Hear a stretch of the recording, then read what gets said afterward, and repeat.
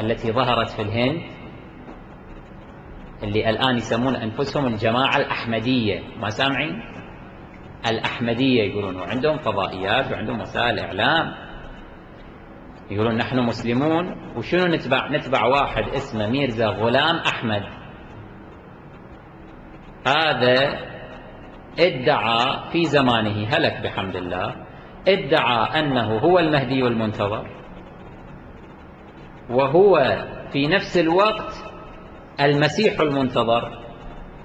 هذا شوفها مش قد جاهل، لأنه الروايات تقول المسيح يصلي خلف المهدي، يعني أكو شخصين، واحد اسمه المهدي واحد اسمه المسيح، مو شخص واحد حتى تقول أنا هم المهدي أنا هم المسيح، أنا هم ظهرت نزلت من السماء.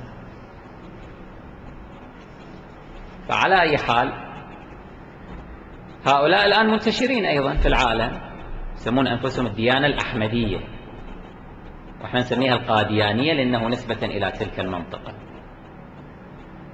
فهؤلاء حينما يريدون أن يضلوا الناس يدفعونهم إلى الإيمان بدعوتهم الباطلة هذه، يقولون أنت يا من تسمع نداءنا وصوتنا ميرزا غلام أحمد المهدي الموعود المنتظر، اللي طبعا ما أدري شلون مهدي موعود ومنتظر وراح وهلك وراح إلى جهنم، لا أقام العدل ولا محى الجور والظلم، وين إذن هاي يقيم العدل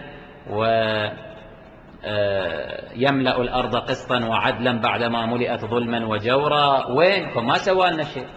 يعني إجا ظهر المهدي المزعوم هذا وراح وما شفنا لا عدل ولا انمحى الجور والظلم والفساد، فشنو سوى هذا؟ شلون مهدي؟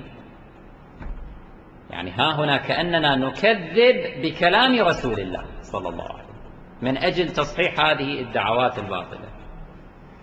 على أي حال، فيقولون هذا مهدينا يقول إذا أردتم أن تتبينوا صدقيتي وأنني أنا المهدي بالفعل وأنا المسيح الموعود أيضا وأن منهجي منهج صحيح، تقوم بهذا العمل، عمل معين، تصلي في الليل صلاة ركعتين كذا معين، وسيأتيك شخص في المنام يقول لك اتبع هذا ميرزا غلام أحمد القادياني هكذا.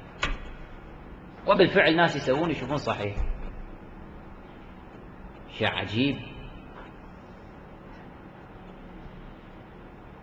هذا نموذج، يعني أديان تأتي وتدعو للباطل وتضل الناس باسم الدين.